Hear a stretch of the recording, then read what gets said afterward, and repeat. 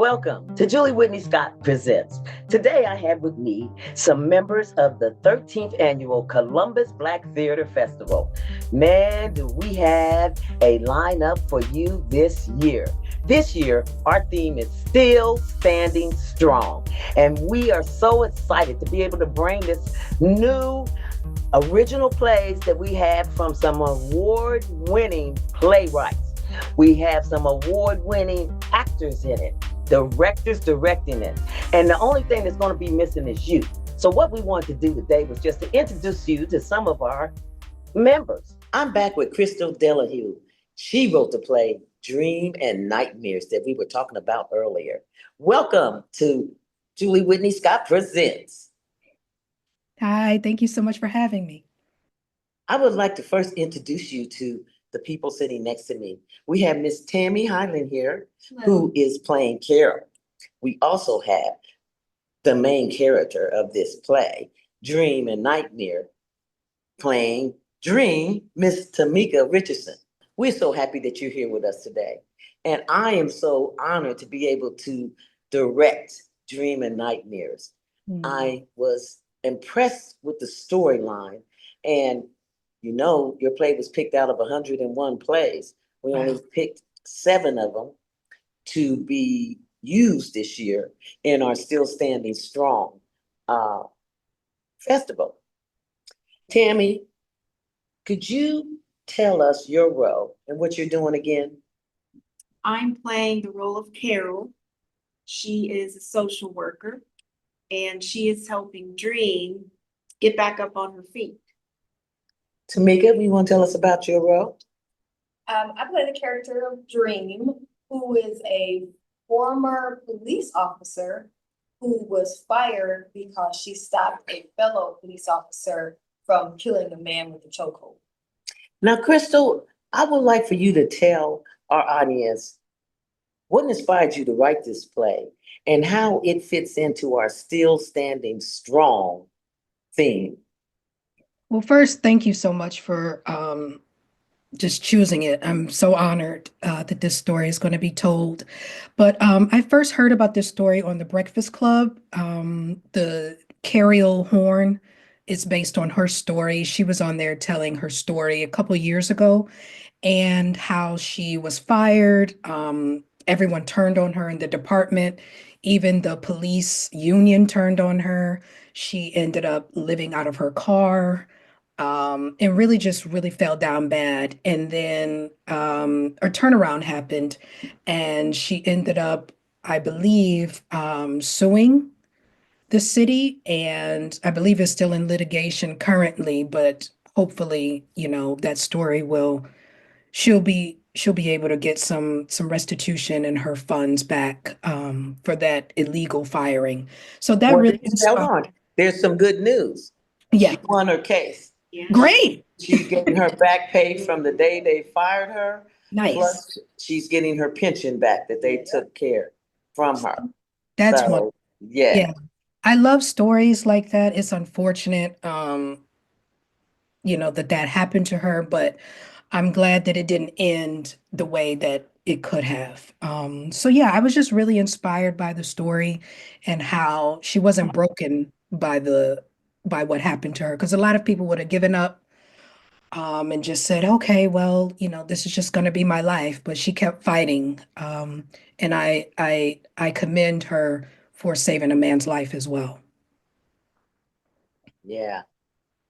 Tamika, playing the character of Dream, how does it make you feel in regards to our theme, Still Standing Strong? Ooh, wow.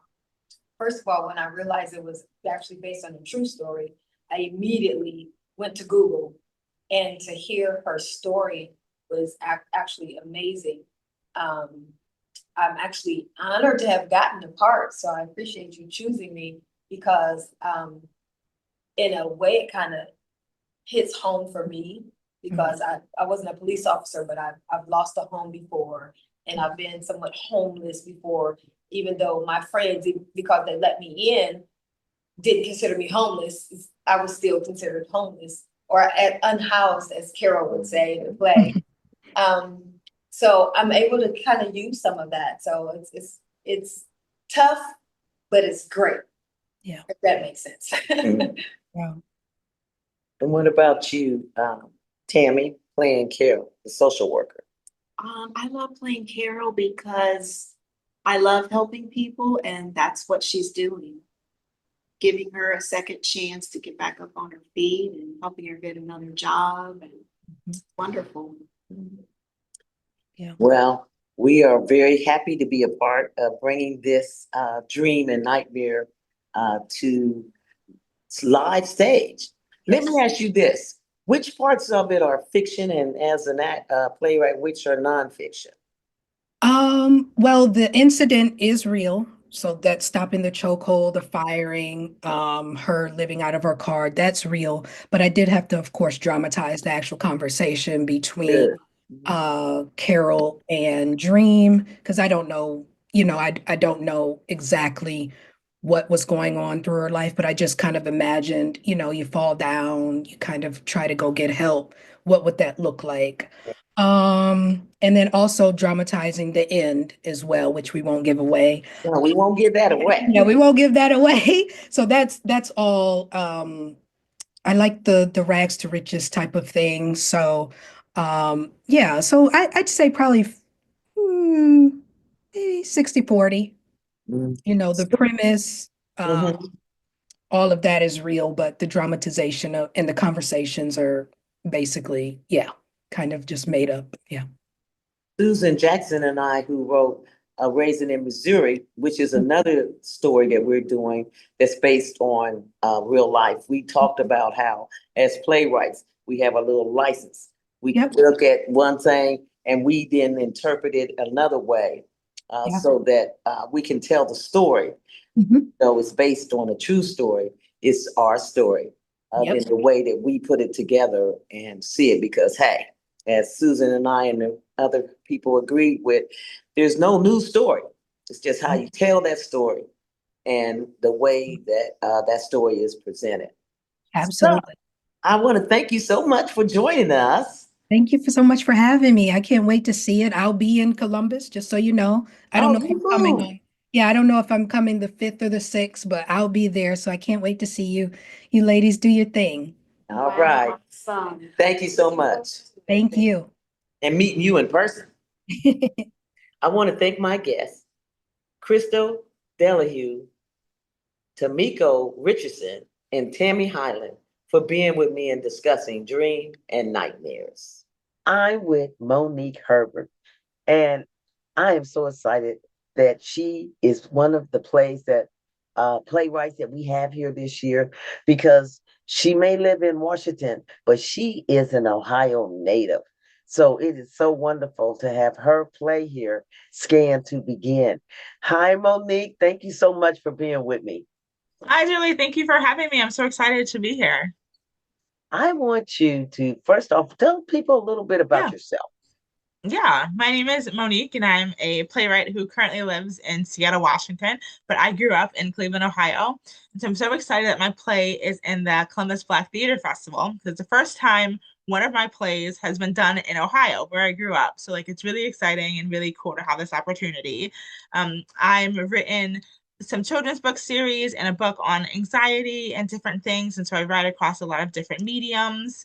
But plays are my real passion. And specifically, I'm trying to have plays that are very uplifting and that really speak to the Black experience in America. Yeah. Uh, Tell us a little bit without spoiling anything Yeah. about Scan to Begin and how does it fit into our theme this year, Still Standing Strong? Yeah, Scan to Begin is a play that I wrote about a young father who goes to a grocery store late at night to buy some Similac formula for his newborn child. And he runs across a self-checkout machine, like we all have, that kind of drives him a little crazy as he figures out how to scan, how to be able to just pay and get out of there. And also, it leads him to contemplate all of his life choices and how he ended up here and figuring out where he goes from here. Now, the play really fits into this theme of still standing strong. because the play really speaks to like the resiliency of parents, especially new parents, and the struggles that one goes through, but also like coming out of it on the other side and being able to kind of, maybe face or talk through some of the issues that you're having, but still come out with it and still stand strong and still have that hope at the end of it. And so I hope that audiences can take that away from it when they come see this play. The thing I like about Scan to Begin is that, number one, I love how you weave that comedy in Yeah. with the moments of really drama, where he's really serious and thinking about that. And another thing about your play, Scan to Begin, it can be any young father, any race, anything, any Yeah. age, anybody where you find yourself a parent.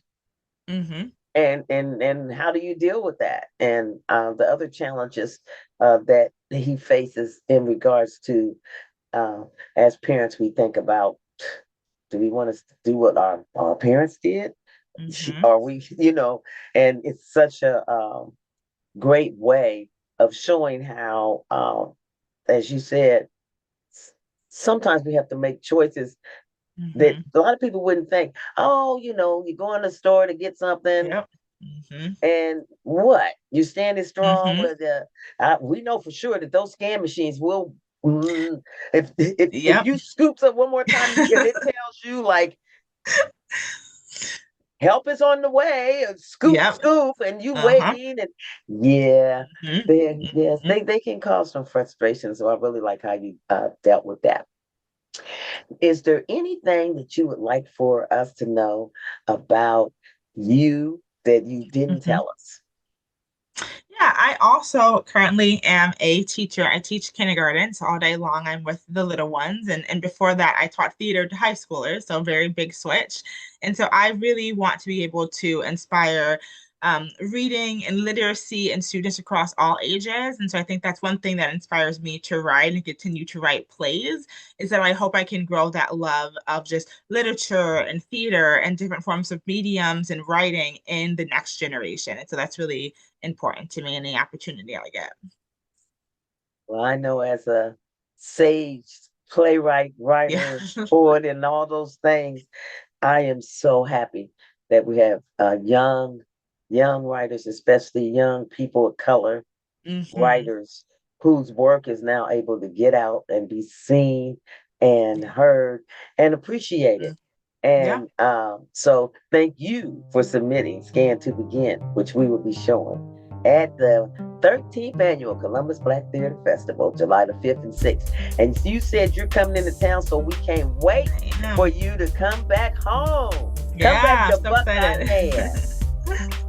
I'm so excited. I'm so honored to be able to be there with you all. I can't wait. Thank you so much.